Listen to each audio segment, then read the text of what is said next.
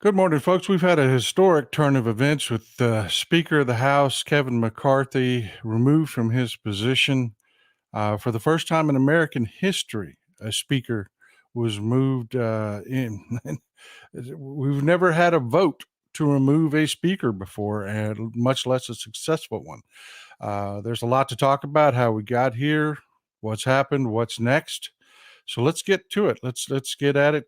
Grab yourself a cup of coffee, grab a pen and paper to write down your questions for the roundtable at the end of the show. I'm sure it's going to be lit. Let's do this.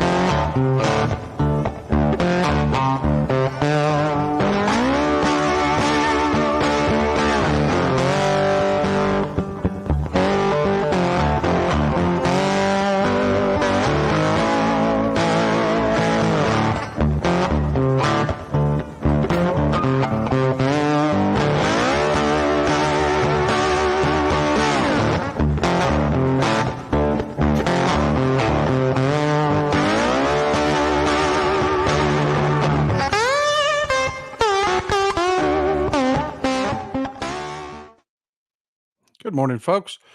Boy, has it been a busy 24 hours. We have I'm just ground quaking events going on as far as how our country's going to operate, how we're going to move forward, what's going to happen. It's all up in the air right now. So let's have a conversation. Let's talk about what happened. Let's talk about where we're going. Let's talk about who's going to be involved and how it's likely going to play out. To begin with, let's take a look. We have Florida Representative Matt Gaetz posing for pictures to celebrate his removal of Kevin McCarthy. He is the one responsible. He's the one that got us where we are today by filing a motion to vacate the speakership. But of course, Republicans being Republicans are not actually attacking those responsible. They're absolutely blaming Democrats, as one would expect, because every Democrat voted on the motion to vacate. They voted in the affirmative, to vacate the speakership. Well, that's normal. That's how it works. When you select a speaker, it is the majority party, which are the Republicans, which have to put forward the votes to put a speaker in place, or in this case, to prevent a speaker from being removed. It is not the opposition party's job to keep a speaker in place. I've actually heard Democrats, liberals, people on our side of the aisle telling us that they're concerned that Democrats didn't actually vote to keep Speaker McCarthy in place because, oh my God, what happens now? It could be worse. That's not how this works, folks. That's not how any of this works.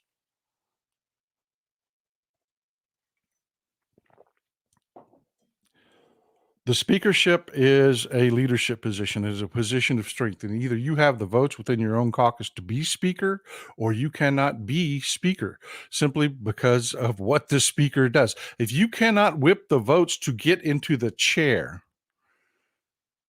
you cannot do the job, period. So implying that Democrats somehow should have kept Kevin McCarthy in place it's nonsense. It's ridiculousness. It's not our job. It's not what we do. So what got us here? Well, we had a dust up over raising the debt ceiling again. Republicans have used the unconstitutional debt ceiling. And again, I refer my audience all the time.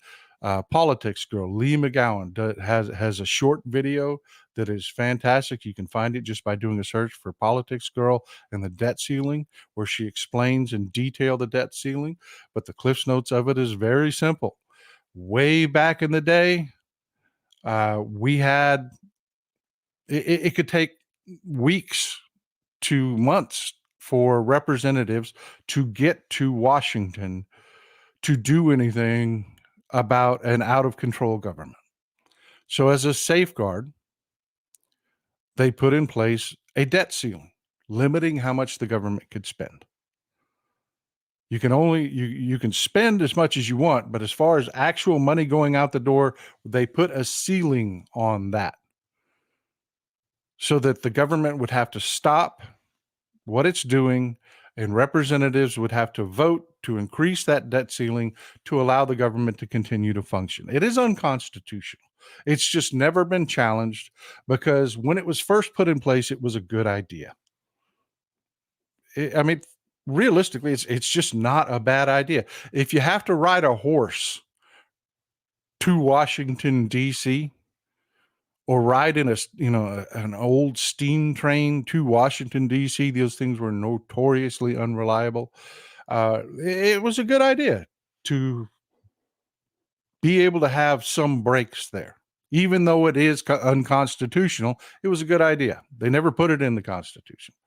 Due to the separation of powers, it is unconstitutional. They cannot pass legislation, ask the executive branch to manage that legislation, and then turn around and try to control the executive branch through the debt ceiling. That's not how this works. We have an executive branch, we have a legislative branch, we have a judicial branch. They all do very different things. They should not be interfering with each other's jobs, period. Republicans now use the debt ceiling as a bargaining chip. They have repeatedly shut down the government just to try to force concessions and other legislations, which is nothing that the debt ceiling was intended to do. It was never intended to be a bargaining chip, ever. It is unconstitutional, and it needs to be removed. The legislative branch of our government right now is broken. During the last negotiations over a debt ceiling, which there really weren't any negotiations because Hakeem Jeffries, the minority leader and the next Speaker of the House, or I say the next Speaker of the House, the future Speaker of the House, refused to negotiate. Good on him. Good on him. They forced Kevin McCarthy, the leader of the majority party in the House of Representatives and Speaker of the House, to make a deal because people were really sick and tired of this game that Republicans played about the debt ceiling. They were being destroyed in the press because of everything that's going on. There's just disaster after disaster after disaster with the Republican Party right now. New York was seeing unprecedented flooding. FEMA needed to react, and Republicans were seen as shutting down the government. And they didn't want to pay that price. So Kevin McCarthy made a deal. Give me enough Democrat votes to pass the CR, the continuing resolution. We'll open the government for 45 days, just a month and a half. That's it, just a month and a half. Couldn't get his own caucus to vote to keep the government open for 45 freaking days. Couldn't do it. Had to beg Republicans for it. The deal that Jeffries made was, that's fine, but you have radical elements within your caucus, Republicans, that will not vote to fund the war in Ukraine. You want additional border funding. We think that's stupid and a waste of money, but we'll give you what you want. You give us what we want. You help us keep Putin in check. You help us keep the Russians from rolling across Europe. We'll give you your stupid border security. And the deal was made. Kevin McCarthy brought the continuing resolution to the floor to raise the debt ceiling, to keep the government open for 45 more days, with the understanding that there would be a clean vote on the floor in the coming month that they would both fund Ukraine and get their border security. The radicals in the Republican caucus lost their damn minds because they work for Vladimir Putin. And Vladimir Putin has a standing order in the Republican Party within our government to kill the funding for Ukraine. You see Marjorie Taylor Greene, you see Matt Gaetz, you see Andy Biggs, you see all of the Republican bomb throwers constantly criticizing the funding for Ukraine. And I have Matt Gaetz's speech in his motion to vacate. That is why they did it, folks, because there's going to be funding for Ukraine. And they considered that a betrayal. They didn't get to do radical things like 30% cuts across the board in our government, which would effectively end Medicare, Medicaid. It would end our government as we know it. The radicals demanded insanity and couldn't get it. So they removed Speaker McCarthy. But this is Kevin McCarthy's own fault. I told you back in January when he negotiated the deal to get his hands on the gavel. You remember there was vote after vote after vote after vote, and he couldn't get his caucus to select him as speaker. Then he shouldn't have been speaker. If you can't get your caucus to vote for you, you should not be speaker because of things like this. This is what happens when you cannot get your own caucus to select you as speaker. So he cut deals anywhere he could. And one of the deals he cut was with the radicals, the extremists. They're all radicals. Republicans are all radicals. We'll call them the extremists. The extremists in the Republican Party made him cede the power of his speakership to them by passing a House rule that a single member could bring to the could force a vote on the floor to vacate the speakership. Yeah, Kevin McCarthy did this to himself because he wanted to be speaker so badly. He wanted to be speaker so badly that he made a deal that no one else in their right mind would have made, that would allow a single House member to bring to the floor a resolution to vacate the speakership. It's insanity. It's insanity. That's the kind of instability that Putin wants in our government. And these extremists in the Republican Party are more than happy to deliver it.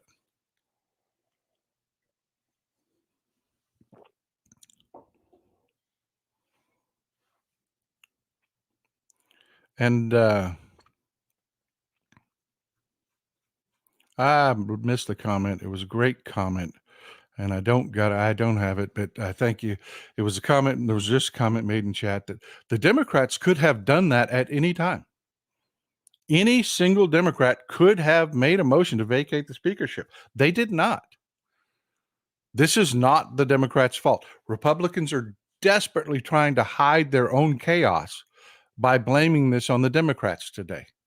And they are, it's not just theater, folks. It's not just acting. They are really, Kevin McCarthy is truly angry at Democrats for not keeping him in the speakership. They're exacting vengeance. We're going to get into that more later. But now that we understand how we got here, the deal was made for Ukraine funding to be brought to the floor. The extremists lost their damn minds, and Matt Gaetz went to the House floor and filed a motion to vacate the speakership. And that's what brought us to a vote. And I have Matt Gaetz' speech here, and it's very telling. It's very telling.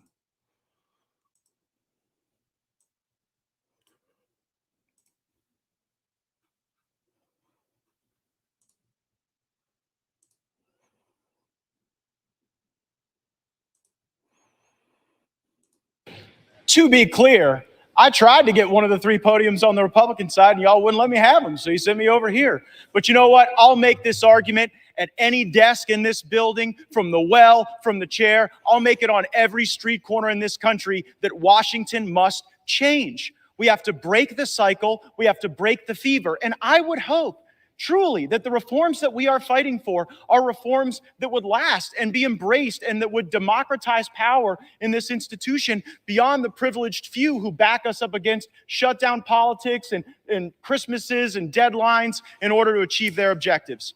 Mr. Speaker, high inflation is on the verge of bankrupting American families. Our economy is breaking. Let's stop for just 1 second here. You know, that deadlock he's talking about, that was him. It was the extremists in the Republican Party that were forcing the fight over the debt ceiling. Your rank and file Republicans didn't want that. They've lost that every time it's come up. It's cost them politically every time they've done that. It's a complete loser snoozer. Your rank and file Republicans did not want that. It was him that was doing it. Him and his buddies that were doing it. And yet he sits here on the floor and says, well, we don't want that anymore. Well, then why did you do it? Anyways, let's continue. In half. A typical American family can't afford to buy a house in 99% of U.S. counties. Inflation is stealing more than $700 a month from working Americans, nearly $9,000 a year. Kevin McCarthy. You know, it would be great. I mean, he's talking about all these things. It would be really great if there was some way, you know, some mechanism, some function in which, I mean, if he really and passionately cares about everything he's talking about, wouldn't it be just freaking awesome if there were some mechanism, some, I don't know, system, you know, maybe some house that they could, you know, could maybe come to and put forward ideas in the form of bills to deal with these situations? I mean, you know, like to fix these situations? I personally would like to know who was holding Matt Gaetz down and preventing him from, I don't know, proposing bills to fix these situations. Of course, you know, sarcasm, of course. But yeah, he's never moved to fix any of these problems, yet he sits there and cries about these problems. This is not what his group of extremists do. They don't work to fix problems. It's political combat all the time. McCarthy is the Speaker of the House of Representatives, and he has failed to take a stand where it matters. So if he won't, I will. I make no apologies for defending the right of every hardworking American to afford a decent life for themselves and their families, and we have a greater opportunity to do. His state has the highest inflation in the country, by the way. His state, run by Ron DeSantis, has the highest inflation in the country. He does nothing about it. He's never done anything about it. This is what we like, you know, in politics, like to call a lie. Do that and to build coalitions under new leadership. We have to rip off the Band-Aid. We have to get back on a better course. And Mr. Speaker, I don't know how this vote's going to go. Usually when a vote comes to this floor, it's pretty predetermined. And this one, I'm not so sure. But I am sure that we've made the right argument, that this place deserves single subject spending bills, that we should have 72 hours to read a bill, that something that spends more than $100 million. 72 hours to read a bill. In the continuing resolution debate, one of the tactics that they used was they threw a 70-page bill on Democrats and then immediately put it up for vote. Matt Gaetz supported that. Yet he's sitting here today saying, oh, we should have 72 hours to read a bill. They never, there's no honesty, there's no decency, there's no, they have no character. They will say things like this and then turn around and use tactics that are 100% the opposite of what they say. They just use the tactic against Democrats to throw a bill on the floor and tell them you have to vote for it. Then they made a big deal about Jamal Bowman pulling a fire alarm in a building across the street from the Capitol that didn't delay the vote at all. To try to say, oh, well, you were trying to delay the vote that we were trying to push through, that we were trying to rush through. That's what that whole Jamal Bowman thing was all about, is they were trying to claim that this bill that they were trying to shove through with no time to review was, it was a delay tactic by Democrats because they didn't want to vote on a bill that they couldn't read, which was nonsense. It was crap. And then he's sitting here today saying this. Shouldn't be put on the suspension agenda such that we can't amend it. And there shouldn't be secret side deals made on a continuing resolution to lump Ukraine in with border security. That is not right for Ukraine or border security, because it fails to give either of those issues the dignity that they would require. But we can return that dignity to this House. We can get back on a better path. We can have single subject appropriations bills. We can set a budget top line. We haven't had a budget in this place since I was in high school. So let's get a budget. Let's get our act together. Let's get on with it. Let's vacate the chair, and let's get a better speaker. I yield back. You heard it at the end. You heard it at the end. What they're pissed off about is they made a deal to fund Ukraine. That was the only honest statement that he made in this entire speech.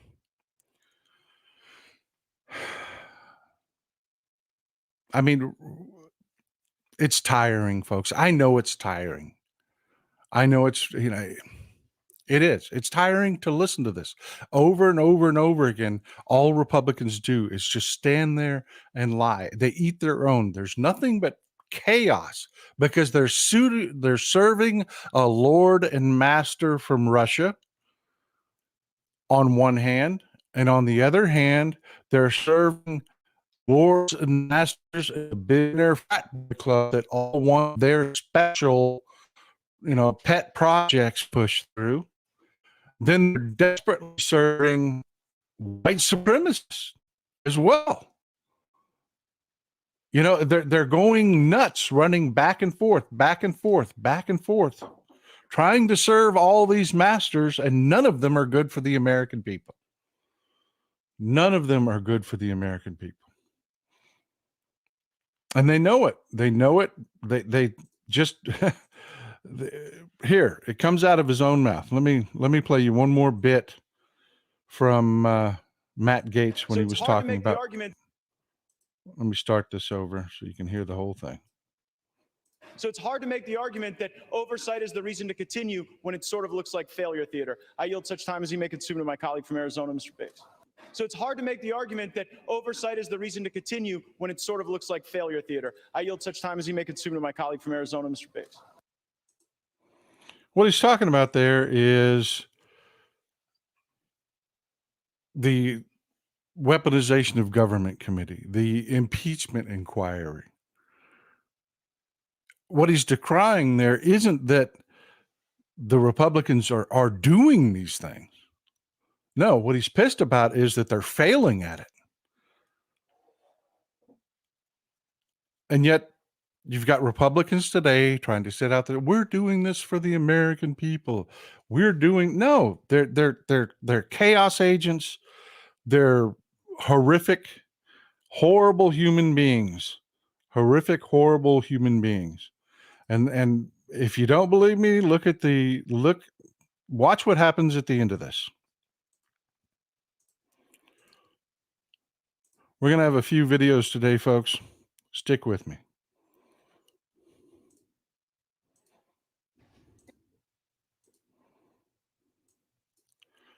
This is Patrick Henry. He's now the Speaker pro tem pro tempore of the House of Representatives.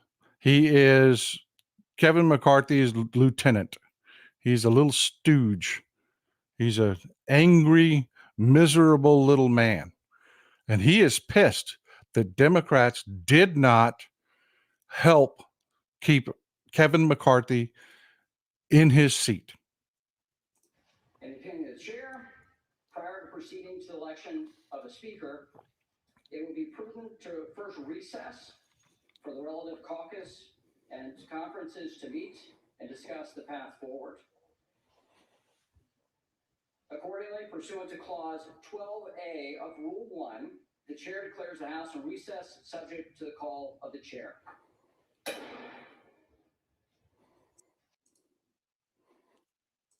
That was him trying to break the gavel. He is pissed. All of his little future just went away.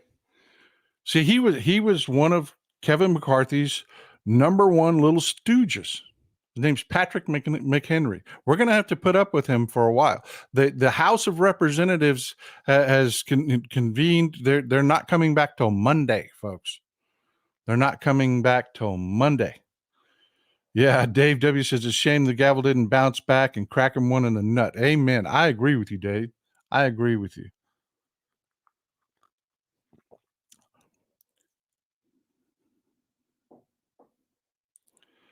Brother Lowe says, don't forget to call and leave your congressional representative a nice message in Russian if they're Republican. That's hilarious. That is hilarious. And yes, he's got a bad case of little man syndrome. A bad case of little man syndrome. Thank you, Suzanne. I agree with you 100%. But let's talk about what's happening. That little twat waffle is so angry that Democrats did not save Kevin McCarthy, that the first thing he did was order Speaker Pelosi to vacate her offices. See, she still had the nice offices from when she was Speaker. That's a courtesy extended traditionally in the House. Speaker Pelosi issued a statement about it. Let me read the statement for you. With all of the important decisions that the new Republican leadership must address, which we are eagerly awaiting, one of the first actions taken by the new Speaker pro tempore was to order me to immediately vacate my office in the Capitol. Sadly, because I am in California to mourn the loss and pay tribute to my dear friend Dianne Feinstein, I am unable to retrieve my belongings at this time. This eviction is a sharp departure from tradition. As Speaker, I gave former Speaker Hastert a significantly larger suite of offices for as long as he wished.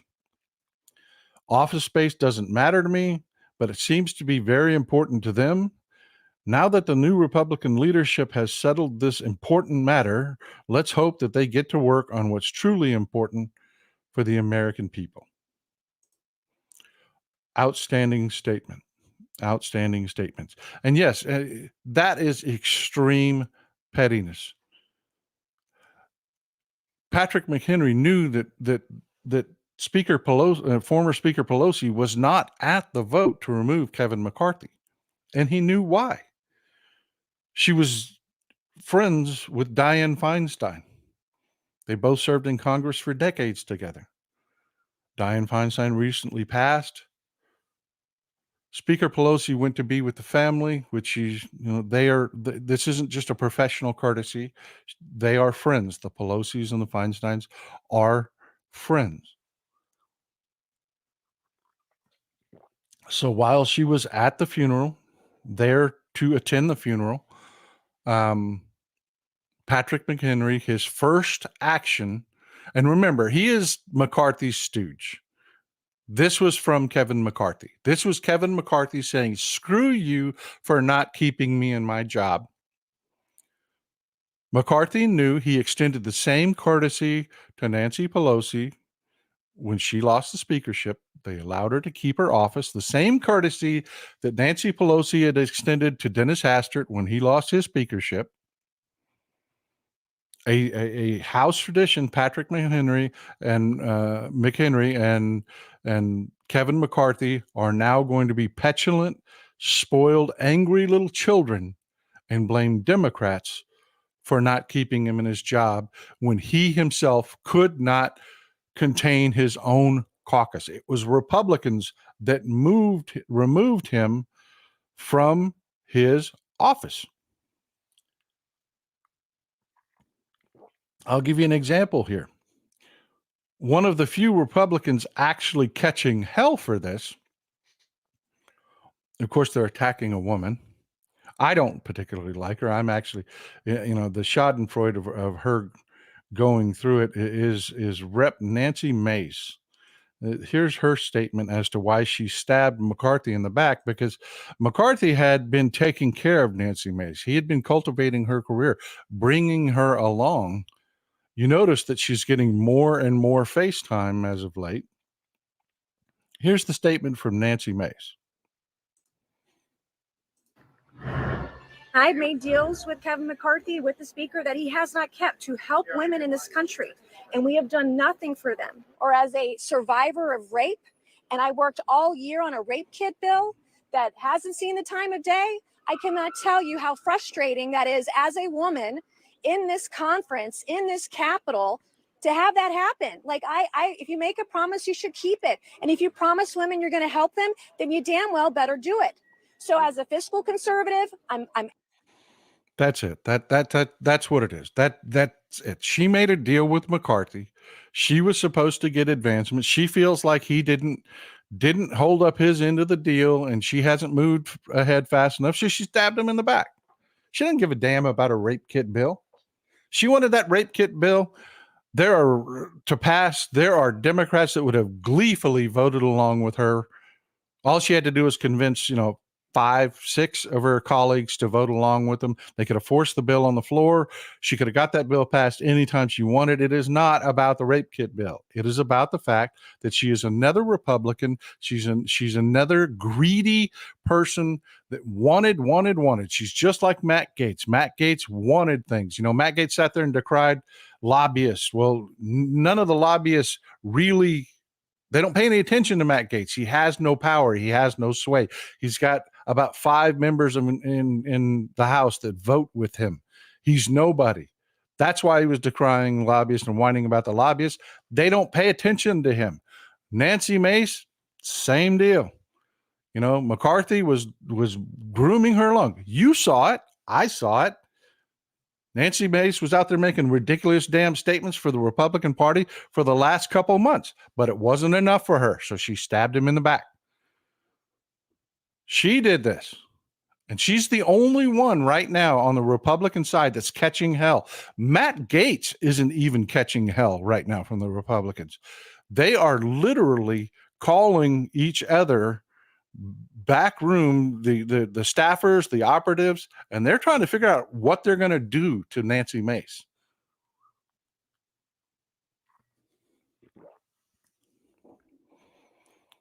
So the question is, where does that leave us? Where do we go from here? Well, there are four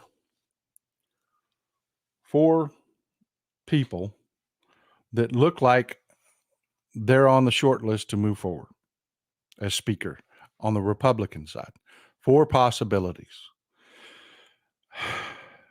You've got, when we had the vote, the Republicans that voted McCarthy down, you had Matt Gaetz of Florida, Andy Biggs of Arizona, Ken Buck of Colorado, Tim Burdett of Tennessee, Eli Crane of Arizona again, Bob Good of Virginia, Matt Rosendale of Arizona. Again, there's this whole cabal there in that.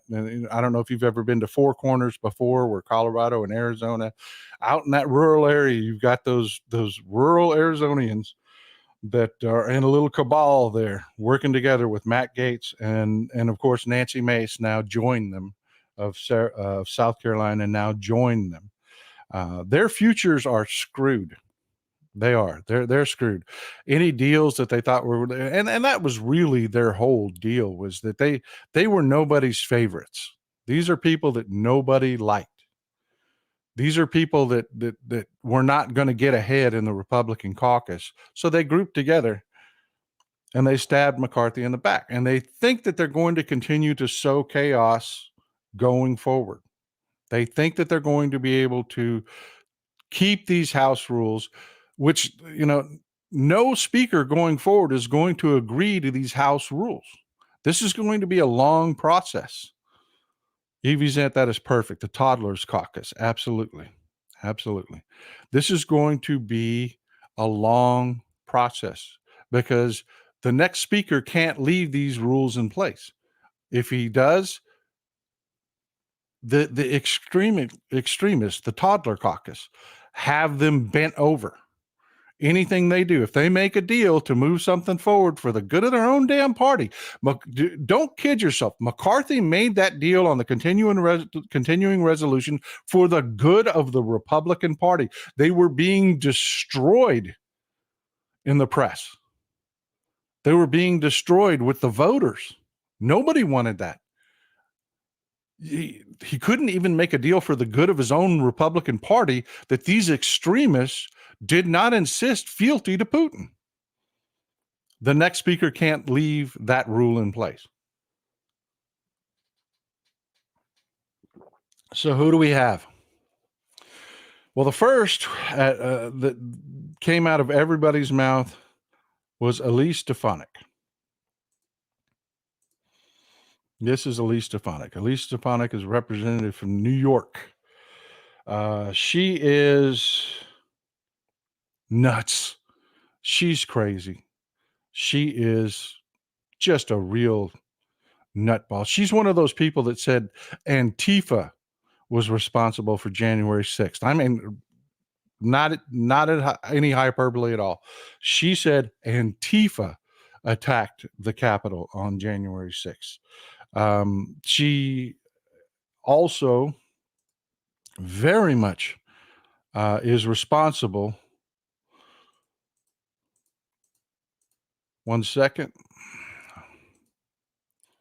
She also is very much responsible for George Santos. They're in neighboring districts. She's the head of the New York caucus in the House of Representatives. She absolutely endorsed George Santos when everyone else, when all of the crap came out about George Santos, about the scamming the guy out of the dogs, the charges he faced in Brazil, everything. All the Republicans backed away from, not Elise Stefanik. She never took one step away from George Santos. She is that nuts. She has seen herself as a queen maker. And I'm not being sarcastic when I say queen maker, going from George to Santos. Now, she has been recruiting people to run for office, women specifically to run for office, that are just as horrible as she is, and trying to do her best to use her influence and authority to usher women along. And that's why people are saying she has a shot at this. That, and Donald Trump loves her. She is one of the ones that absolutely pushed to expunge, even though it's not a thing and can't be done. She was the one that pushed to expunge. Another great comment, Evie Zant. I love that you are here. Yes, she is. She is a female misogynist. She's one of those go back to the kitchen and do dishes.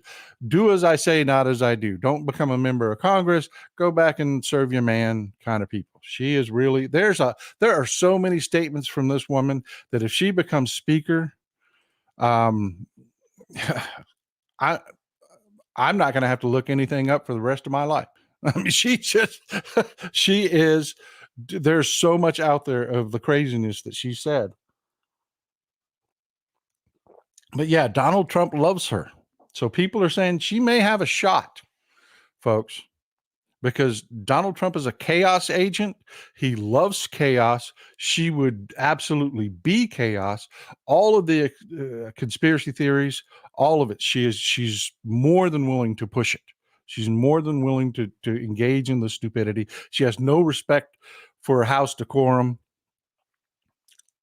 Trump loves her. So yeah, that's Elise Stefanik.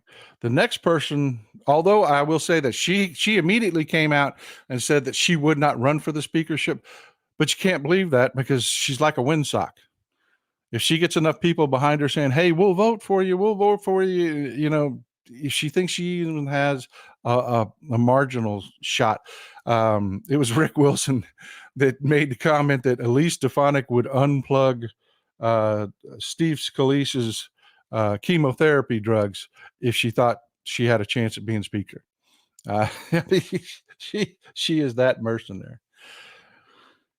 The next person on the list, of course, is little Jimmy Jordan. For anyone that's not been around, who doesn't know what Jim Jordan looks like, Jim Jordan of Ohio. He's the guy that owns a suit jacket but can never find it. And by the way, the reason behind the I don't wear a suit jacket thing is Jim Jordan's tiny. He is a tiny little man. And if you wear a suit jacket next to other people wearing suit jackets, you can get a comparable gauge of how big someone is or how small someone is. So you'll notice he's always standing around with people that do wear suit jackets. And just a little political FYI, suit jackets make you look smaller. So if you're a big guy like me and you got a belly, you're always wanting to be photographed and filmed and do interviews in a suit jacket. They're slimming. They make you look smaller. So yeah, Jim Jordan is that vain. He won't wear a suit jacket because he's a tiny guy. The problem with Jim Jordan is his tenure on the weaponization of government committee has been an abject disaster. An abject disaster. He's the guy that brought the fake whistleblowers, the fake FBI whistleblowers forward that were being paid by Kash Patel. He's been humiliated in every single hearing he's held. That was the fail theater that Matt Gaetz was complaining about, him and James Comer, how badly they failed at their jobs. He's just been wildly embarrassed. And there's worse. There's way worse out there. I did a story that the corporate media hasn't picked up on yet, that there is an actual whistleblower who's in good standing with the FBI, who gave testimony to both the Senate Judiciary Committee and James Comer and his weaponization of government committee, where he basically said the FBI was doing its job when it came to Hunter Biden, but they really didn't want to hear anything when it came to Rudy Giuliani. And this guy's offering receipts that the FBI leadership squashed investigations into Giuliani, but absolutely supported and funded and pushed. You know, you're talking about Chris Wray pushing investigations into Hunter Biden. And Jordan heard this testimony and buried it. He absolutely buried it. He had no interest in it whatsoever. But that's not Jim Jordan's biggest scandal by any means. By any means.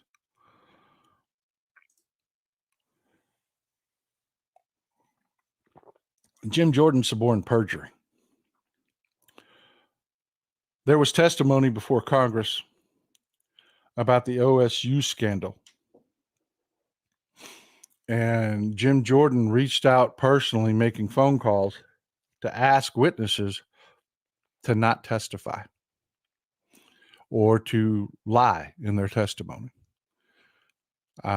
He's also ignoring a congressional subpoena, which is ironic since he's on a committee that's issuing congressional subpoenas. But yeah, he suborned a witness to lie, to commit perjury. And that's going to haunt him. That's not going to go away. That's going to come front and center if he were to ever get the speakership. And it was bad, folks. I mean, it is. A lot of people don't know what the OSU story is. or who Richard Strauss was. This is Dr. Richard Strauss. He was the attending athletic physician at Ohio State University, and he sexually assaulted 230 students. And Jim Jordan knew about it. Several athletes have testified that Jim Jordan knew about it. And just like what we saw up in Penn State, all of the other coaches closed ranks and did not do a thing about it. When it finally broke, when these students went out into the world and developed their own wherewithal. Yeah, Boogie person, it was 230 total from 1979 to 1997. When they finally developed their own wherewithal, they filed suit against Ohio State University, and the university settled for $40.9 million. Yeah, like Nasser. Yeah, Dystopian Dragon says so like Nasser. Yeah, much like the Nasser. Exactly. He was utilizing his position, but it gets worse. It gets worse. After he was removed from his position as the athletic physician, he opened a clinic off campus, and they kept sending him students. And he continued to abuse students until 1997, and Jim Jordan absolutely knew about it and did nothing to protect his wrestlers, did nothing to protect his students.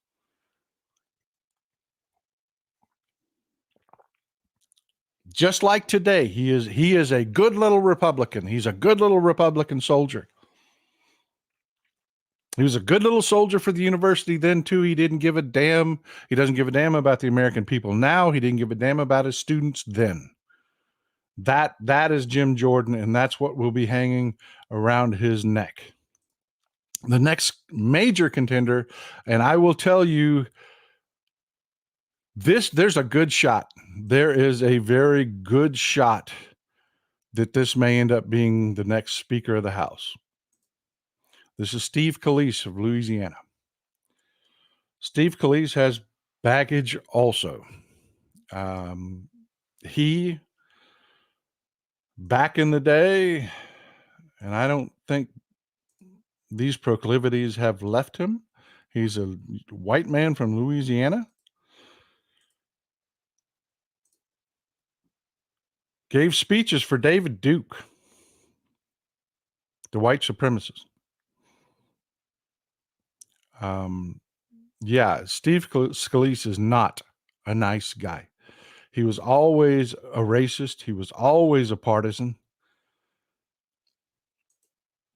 The one thing I can say is find something nice to say, Texas Paul, about Steve Scalise. Okay. He believes in the rules of the House. That's it. He's glammed onto every stupid Republican idea there ever was. He hates Democrats. And he's got a bit of a reason to.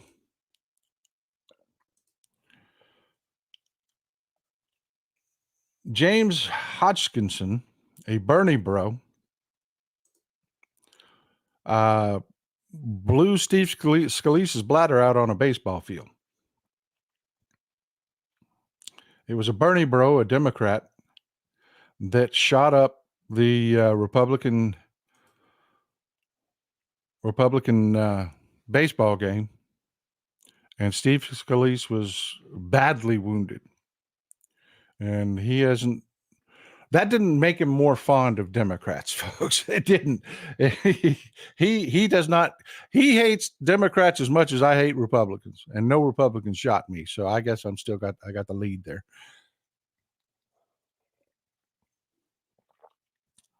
He's not a nice guy.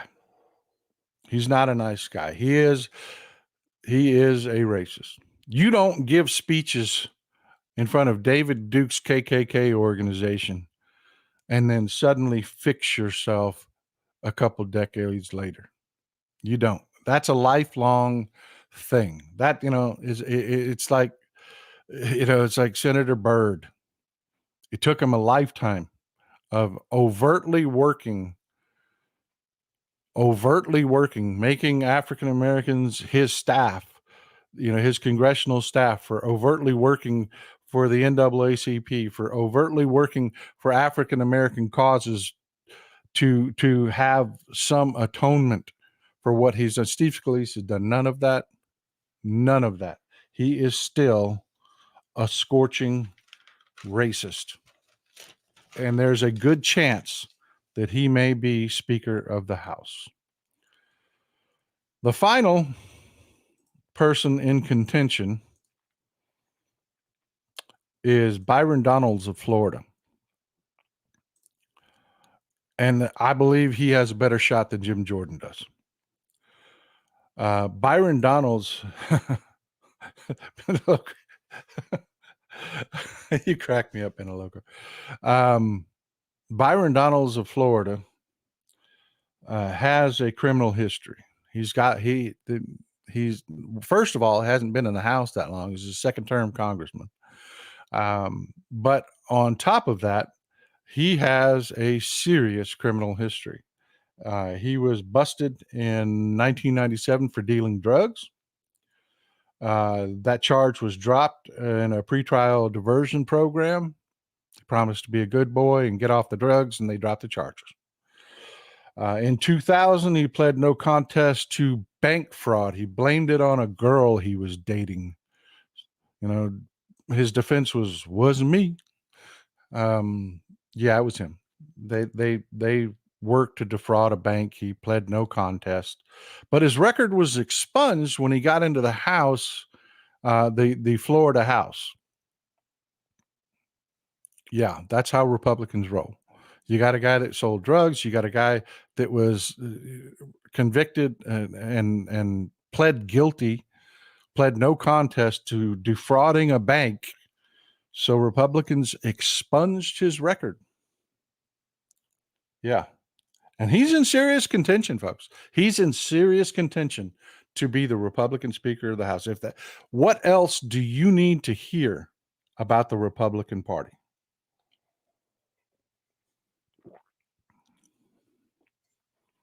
Folks, I want to sum this up here. These idiots that are trying to do this over the Ukraine funding, because of the funding that we're sending to Ukraine, the weapons and the equipment, they're trying to stop that for Putin, don't understand. They cannot see tomorrow. We're not going to abandon Ukraine. All these people are doing by trying to kill funding to Ukraine is ensuring that we are in World War III. That's not hyperbole. If they cut off the funding for Ukraine, we're not going to abandon Ukraine. We can't. Because if Ukraine loses, Russia rolls into Europe, and we're in the middle of a land war in Europe. We must keep that war in Ukraine. And if the funding is cut off, the president's option will be to send a massive number of advisors into Ukraine, just like we got into Vietnam. And that's exactly what Joe Biden will do.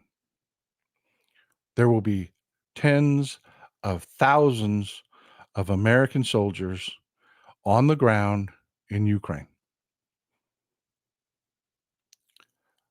That is absolutely what we're facing. Regina says they will send troops. You are absolutely right. You are absolutely right. So, folks, we really need to push. I need to recruit you. I just need you to work with me to do what I would like to see.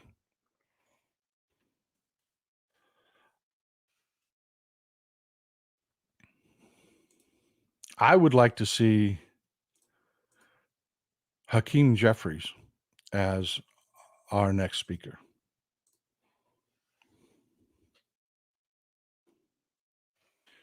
That should be our next Speaker of the House. And it can be done. There is so much chaos. There are so many crazy things. We're going to run a few minutes left. I'm sorry for the Hal folks and the Tony fam. We are going to run a few minutes over, but not much.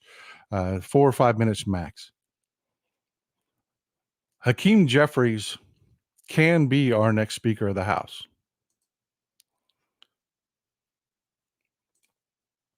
Dystopian Dragon says the rest of NATO will not fall. That's absolutely right. Even if they were able to cut off our support for Ukraine, the rest of NATO is not going to do it. They don't want a land war in Europe. They don't want to. I mean, there's a land war in Ukraine, which is part of Europe, but they don't want it to spread across Europe. And the way we stop that is we make Hakeem Jeffries the next Speaker of the House. The Republicans are going to have vote after vote after vote. Folks, there's a way around that. There are 18 congressmen. There are 18. I'll Google the list for you, and I'll put it down in the comments. There are 18 congressmen right now, Republican congressmen that are in districts that were won by Joe Biden. We need to be recruiting like crazy in order to get those congressmen to flip parties. Roderick Berry says, if we help Ukraine now, believe me, the benefits and rewards will be maxing in the long run. Hakeem Jeffries, definitely January 2025. I'm not talking about January 2025. I'm talking about next week.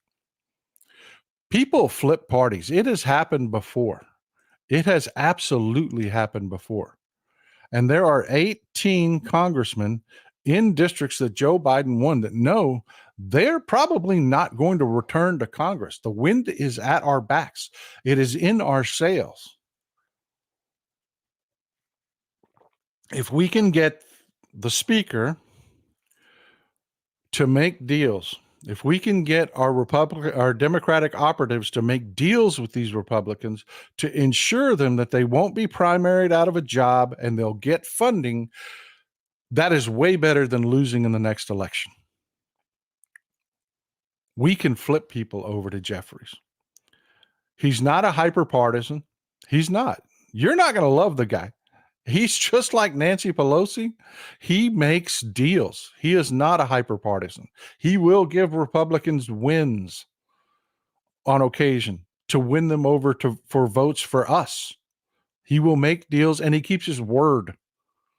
Folks, I need you to not sit this one out.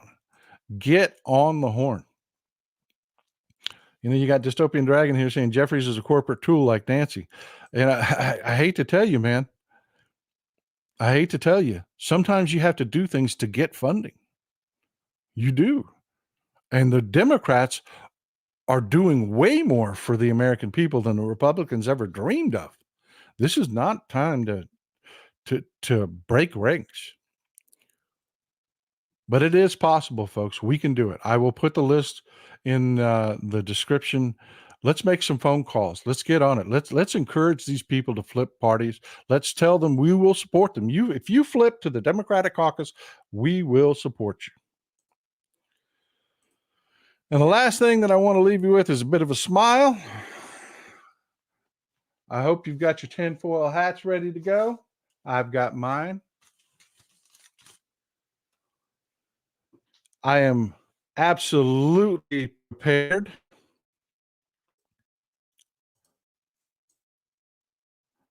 Today's the day, folks. Today's the day. Turn off your cell phones on October 4th. The EBS is going to, quote, test the system using 5G, the emergency broadcast system. This will activate the Marburg virus in people who have been vaccinated. And I know we've all been vaccinated, and sadly turn them into zombies. So yeah, get your tinfoil hats ready to go so that the 5G does not turn you into a zombie today. Well, yeah, I joke. I do. I joke. But remember, there's a substantial amount of the Republican Party voters that are absolutely believing this, and an even larger portion that are hoping it's true. This is who these radicals in Congress represent. So yeah, folks, let's do what we can to make Hakeem Jeffries the next speaker. It's an outside shot, but if we do the work, we might get it done. I love you folks. It's been a great show. We ran out of time. I'm sorry I ran long. I should have talked faster so we could get to the roundtable. I promise you, next show we will have a robust roundtable discussion. I hope you enjoy the upcoming shows. I hope you enjoy Hal. I hope you enjoy Tony. Right now, enjoy these beautiful Texas cities. Y'all have a wonderful day. This is Old Texas Paul out. Don't forget your tinfoil hats.